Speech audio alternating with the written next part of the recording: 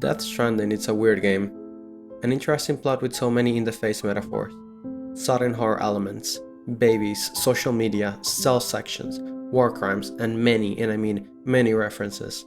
Buckle that with some ghosts and the end of the world, and what you get is this unconventional piece of a game. Throughout the game we develop connections, physical and virtual, with many of the characters and people that live in this world. And despite looking like a simple story, with obvious themes and messages, the not so obvious ones often go unnoticed due to the more in-the-face symbolism that can be present at times. Such as the handcuffs that keeps us together, yet traps us and force us to be a part of the network. Sharing all of our data with the people connected whether we want it or not. Or the obvious naming like Sam Bridges, our main character, connecting the world, so being the bridge. The beach being the connection between the dead and the world of the living, being exemplified by the cetacean Stranding, when sea animals get stranded inland. Despite that, the game has many other elements that are not so superficial or obvious. One of the game's main themes is with connections. Not only interpersonal connections, but those of the Chiral network, which is essentially the internet made up of death crystals and sacrificed babies. No, I'm not kidding. In our current world and time, elements such as the internet keep us all together, making it easier than ever to exchange knowledge, experiences, media, ideas, feelings, and everything that defines our identity. In a way, to express our emotions and ideas to other people in the world. All encapsulated in the network we inhabit, an online third space. The internet, however, despite being beneficial and crucial for our development as a society, brings with it many elements that negatively impact all of us, not only as individuals but as a society. And I believe one of Death Stranding's hidden themes to be just that. In a world that has been connected so well, why does it feel that we're more alone than ever?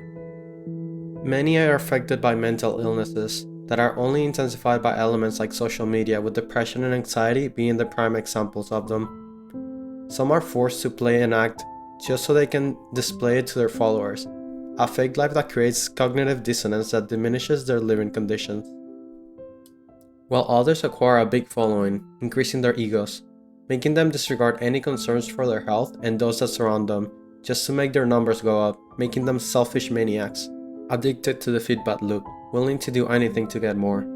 And those that are left behind, either by not wanting to partake on this network, or by their inability to do so, forgotten by society, unable to fit in, since they're not part of the same consumption loop, that will ultimately make them isolated.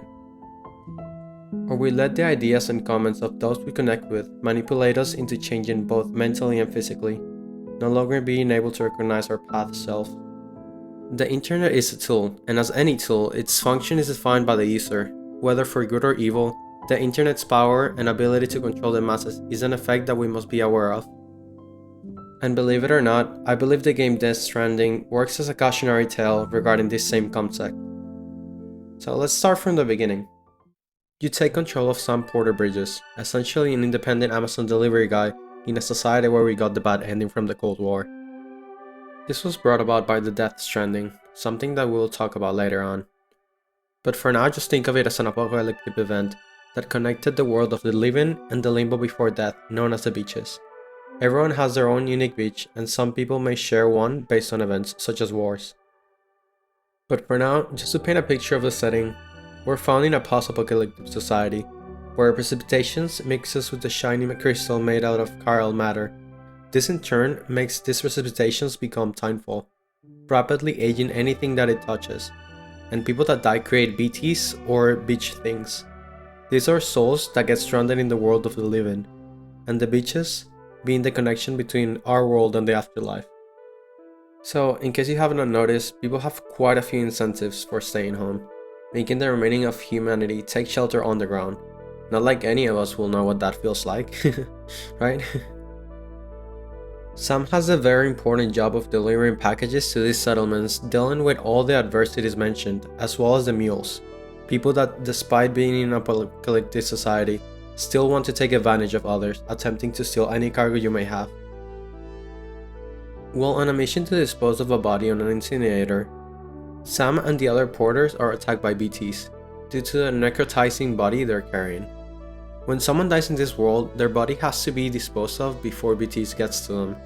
This is due to the fact that BTs are made out of antimatter, and once they get in contact with a body, a giant explosion occurs, destroying everything in its wake. As I understand it, this occurs due to the energy released from matter going to the antimatter that BTs are made out of. Unfortunately, we're a little too late, and the void out occurs, killing everyone close to it, including Sam. However, Sam is known as a repatriate, a power that allows his soul to get back to his body when he dies, essentially making him immortal. This is possible because he has dooms, which are powers that connect people to their beach, therefore to the world of the dead. And others like Sam exist, all with different levels of this power.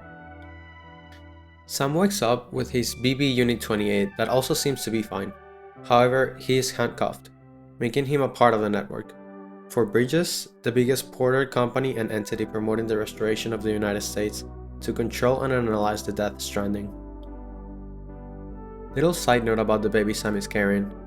A BB, or Bridge Baby, are essentials for detecting BTs as they're still connected to the world of the dead. Throughout the game, we will see Sam develop a real connection with this unit, calling it Lou, reminiscent of his unborn child, one that he lost after his wife took her life, causing a void out, leaving him alone and disconnected from this world. We are then requested for an audience with the President of the former United States, now the UCA or United Cities of America, Bridget Strand, President and adoptive mother of Sam, requests that he travels west to connect all the settlements to the Chiral network, a system similar to the internet that allows for transfer of data using the beaches as a channel. We're also tasked with helping Amelie, her daughter, who is in danger of being captured by the separatist terrorist group commanded by Higgs, a crazy man with a very high levels of dooms. This is in fact Sam's personal motivation to go on this journey, as he and Amelie share a bond that connects them. After a scene that makes my skin crawl, having the president of the UCA move like a BT and get very close to Sam, who is strongly afraid of physical touch, he agrees to the request. In his travel to the west, Sam connects each city to the network, interacting with many on his way to Edge Knot City, both creating different structures and helping reconstruct the country, something that you and other players can do, helping each other out as part of a community with one goal, as any structure or item you build can appear in other players' worlds, aiding them on their journey, creating this sense of community or even a social media of sorts, as you can like people's structures to let them know they helped you. Among the people you find in your journey, we have Fragile, the head of Fragile Express, another porter company that works with Bridges during the game. Fragile has a higher level of doom than Sam, allowing her to travel back and forth between the beach and the world of the living. She used to work with Higgs until he betrayed her, using her delivery agency to send a bomb to a city, and almost used her to deliver a second bomb, making her choose between the city or her body, forcing her to walk in timefall so that she could dispose of a bomb on a lake. Deadman, a nice man played by Guillermo del Toro. As his name suggests, he is considered a dead man, as he lacks a beach, therefore missing the connection to the next world. It's suggested he has no soul since he was born in a test tube, and even some of his body parts are from corpses, a self-proclaimed Frankenstein monster. Mama and Lugne, twins that were split before they were born. They have a connection between them that allows them to communicate using dooms. They were also the creators of the Chiral network. Mama built the hardware and Lugne the software. Mama, being pregnant with a donated egg from her sister, died while under the rubble of a hospital that was affected by a terrorist attack. However, despite having no vital signs, she stayed in the world of the living, having a BT connected to her as she gave birth in the other world. In one of the missions with Sam, we led the baby BT to rest by severing the connection between them and Mama, and reunite both sisters, if only for a little bit, as Mama passes away soon after. Nonetheless, Mama's soul seemed to have become part of the sister Lugne, making her whole again. Die Hardman, responsible for the security of Bridges, wears a mask both in reality and figuratively, as he is hiding something we will discuss later. Hardman, a man that died while in surgery when a void out made the hospital he was in lose power. He got to see everyone that died in the void out on the beach, including his family. He is however resurrected and brought back to the world of the living. He now willingly stops his heart every 20 minutes for 3 minutes in order to look through different beaches to find his family. He is responsible for much of the research done in regards to the Death Stranding, and it is thanks to his research that we discover that this is an event that has occurred 5 other times in the past, ending in mass extinction of each species, a fate brought upon an extinction entity or EE, one being that creates the connection between the beaches and the world of the living. Higgs, the main antagonist of the game and the one with the highest levels of dooms. He and his egotistic behavior wants to bring an extinction to humanity, attacking Sam throughout the game. Clifford Unger, a former captain of the US Special Forces who fought in Afghanistan and Iraq, had an accident with his wife Lisa, who ended up being brain dead, and whose son was placed on a BB device. Here is where the BB or beach baby experiment started. A baby that would be connected to a brain dead mother through the umbilical cord would be able to connect to the beach. Bridget gives the order to keep them for experiments, and orders that reaches Die Hardman, and as a form of a payback, he lets Cliff know about this and helps him with security so he can escape with his son. Cliff kills his wife so that she won't be experimented on, and leaves his son, but ultimately is trapped and killed by both Die Hardman holding the gun and Bridget giving the order and pulling the trigger. He then comes back to haunt Sam, as he believes that Sam's Unit 28 BB is his son, becoming a BT that kept his image and reasoning. Arriving at Edgenut City, Sam connects the whole network, but is attacked by Higgs one more time, summoning a giant BT with Amelie attached to it. After defeating it, Higgs runs with Amelie to his beach, and Sam follows.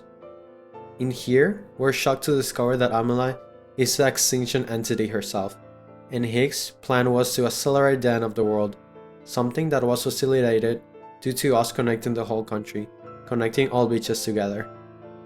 Amelie's reasoning behind the network was to gather as much information as possible to prevent the extinction event, something that she discovered had occurred 5 times already, due to that imbalance in the universe after the Big Bang to attempt to return to nothingness. This discovery of attempting to stop an inevitable event clouds Amelie's perspective, who is now attempting to accelerate the extinction event as she sees the struggle for life as something useless. Here we also learn that Dooms is caused by Amelie sharing her power, giving people these powers and nightmares about the end of the world. Nightmares that scared Sam's wife, causing her early demise, being one of the causes of why Sam feels so disconnected and lonely. The knowledge was a poison for them.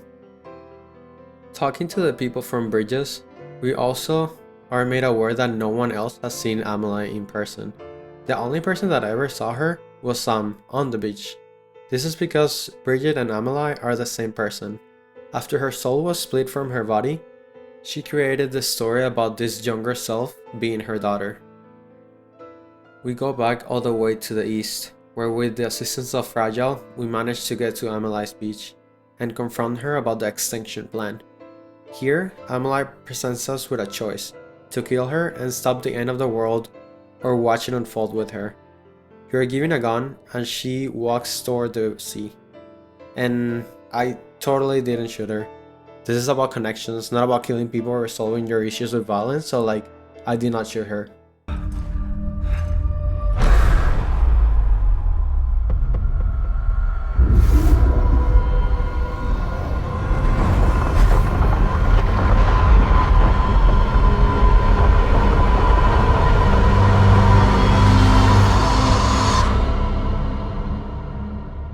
We put away our gun and hug her.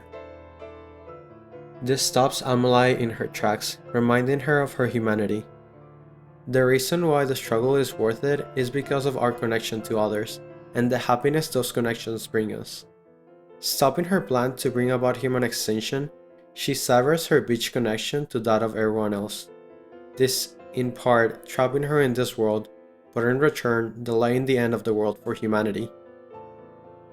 We return to the world of the living, after we're pulled from the beach using a gun that connects us to Die Hardman, a hint to how a weapon can bring connections, when it is used as a rope rather than a stick. and we are then presented with him getting named as the new president of the UCA. Sam, not liking being in the spotlight, leaves, and after having a conversation with Deathman, we learn that BB-28 has died, and we now have a last mission to incinerate his body before he can cause a void out. We prepare to leave, but just before Deathman releases our handcuffs, allowing us to remove them if we wish to do so, becoming invisible to the network and the UCA. Walking out, we run into Fragile, who is back in the Porter business stronger than ever. But Sam denies her request to have him work for her, something that really saddens her. Getting to the incinerator, we get a flashback after connecting to our BB unit. Throughout the game, we have been seeing these flashbacks from the perspective of Cliff's younger son. Each time we connect to the BB as we are leaving, we would see the time where he was acting as a father the best way he could given his situation. With a brain-dead wife and his son on the BB pod. On this last one, we learned that these flashbacks have not been from BB-28, but from Sam himself. He is Cliff's son, and after attempting an escape with him, he is shot dead by Bridget. Filled with remorse of what happened, Amelie travels to Sam's beach and resurrects him as the first repatriate, incidentally causing the Death Stranding to happen, after she connected the world of the living and the dead with the beach. In this flashback, however, Cliff manages to see that Sam was his child all along, and is happy that he can be such a great individual, building bridges for people to connect, in contrast to his time in the war, destroying them. If you couldn't tell, the name hints to this, as Cliff mentioned that Sam was his bridge to the future, both metaphorically, as a son can be an extension of his father, as well as literally, allowing him to see the future through their connection in this memory and Sam's nightmares. After this, we return to the real world, and after Sam gets BB-28 out of his pod, he tries to reanimate him to no avail. After a hug and tears dropping down his cheeks, BB-28 or Lou wakes up, holding the golden Cupid badge that Amelie used to wear. As I interpreted, I believe that Amelie looked for Lou's soul on the beach and returned him to the living world, as she did with Sam, sending back the last thing that tied her to her beach, finally severing her beach connection to the worlds outside of it. Sam removes his cuffs and is finally free to live as he wants with Lou, as he feels he is the child that he lost many years ago after a war that took his partner. In the end, Sam achieved his happiness not by connecting to a network or becoming a part of the UCA, but by creating a deeper bond with himself, his past, and his family. I believe that one of Death Stranding's major themes is that of connections, but at the same time warns the players of disconnections. One of the inspirations for this game, according to Hideo Kojima, the director of this game, is a short story by a Japanese writer and playwright, Kobo Abe. In his story, Nawa, the rope, we see a grim depiction of a rope and a stick. The story, to summarize it, is that of an old man that takes care of a cemetery of tools, essentially a dumpster where all kinds of items are dumped. In order to catch a group of kids to remove them from this dumpster, he decides to spy on their activities to see how he can prevent them from entering and messing around with all the stuff he's supposed to be looking over. These kids find and torture a dog until eventually a pair of young girls show up, using the ropes to strangle and kill the dog. While the old man witnesses this, the father of the girls shows up asking the old man to let him in so he can get his daughters back. This man, who seems to be a gambling alcoholic, is hinted at game ending himself and his daughters with him, as to end his suffering in his life. The daughters do not approve of this, but after he sells them his shoes, they decide to go back with him. That night, however, the girls, using the knowledge that they get from suffocating the dog, do the same with their father, so that they can be freed from him, with death granting themselves life. The story ends with the quote, "The rope and the stick, together are one of humankind's oldest tools. The stick is for keeping evil away. The rope is for pulling good towards us. These are the first friends the human race invented. Wherever you find humans, the rope and the stick also exist. Even now, they are like members of our family, infiltrating and living in every residence." What I really take from this story is not only how humanity has always had tools, but how those tools can be used in different ways. In this case, the rope, one meant to bring people together, was used as a stick to keep the evil away. Looking at the internet as a tool and all the connections we make because of it, we may want to understand how we're implementing it. Are we using the rope to bring others closer to us, or are we keeping them away with our stick? If this tool brings everyone together, in exchange for isolation and loneliness, then is it really a rope? If people like Amelie use the net to move forward their own agendas, taking advantage of everyone for their own selfish reasons, is that a connection we want to form? Would we let disconnections and the perspective of others damage our image and our body so that we can please the masses?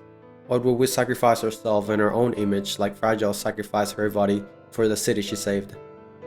Are we supposed to hide behind the mask of anonymity, hiding in fear of what others might think of us or what we are? Or what we may have done in the past? Are we not allowed to change, just like Die Hard Man's and his obscured past? Disconnections and social media specifically have brought upon us many mental illnesses, such as depression and anxiety. This could be pictured as the dooms some of the people in the world have. Despite having powers, they're also haunted by the nightmares relayed to them by Amelie. Or should we just not form a part of it and live in disconnected isolation like that man was? Not feeling like we belong just because we're unable to connect into the same world that everyone else is, feeling like we have no soul. Are we not obsessing over the different things we find online, racking up hours and wasting our lives away by being chronically online like Hardman, hopping from beach to beach trying to find his family? As he puts it, he's already dead. Or would you be like Higgs, with his enormous ego, imposing your opinion and actions onto others because you think you know what is best for everyone else, even to the point where their safety is no longer your concern when making any decision? Maybe you would be like Cliff, a victim of the network himself, not by participating on it, but just by existing at the same time it was created, losing the important connections we are meant to treasure in order to propel this network onto others. I want you to ask all these questions and wonder if we're not headed to the extinction we were so adamant to prevent in the game. It has already started, and we will eventually all be gone if we continue the way we are. If we don't learn to use this tool we are given, we will end up using our rope as a stick, one that we will use to beat what remains of our humanity out of us. But not all is negative. In the game, we do make connections between the cities, we help those in need, bring them resources, and try our best to help in any way we can. While being connected to a network, any of the structures we do build remain in the world, helping everyone else in the network throughout their adventures, and others can do the same for us. It was their connections as well that saved us in the end. Hugging Amelie and remembering her own connections was the reason she decided to let humanity live a little bit longer, and she realized how beautiful living truly is. And our connections to every character we meet was the reason they kept looking for us in the beach until we were found. Using a gun that attaches to Die Hard Man to the events of the night we died so many years ago. And yet, this time the stick was used as a rope, tying us together, allowing them to find us in the beach. Ultimately, our connection to Lou allowed us to rebel from the shackles of the net, freeing us by giving us a reason to leave an organization that may not have our best interest at heart. My point with this video, and my understanding of some of the things of Death Stranding, is not to say that the internet is bad.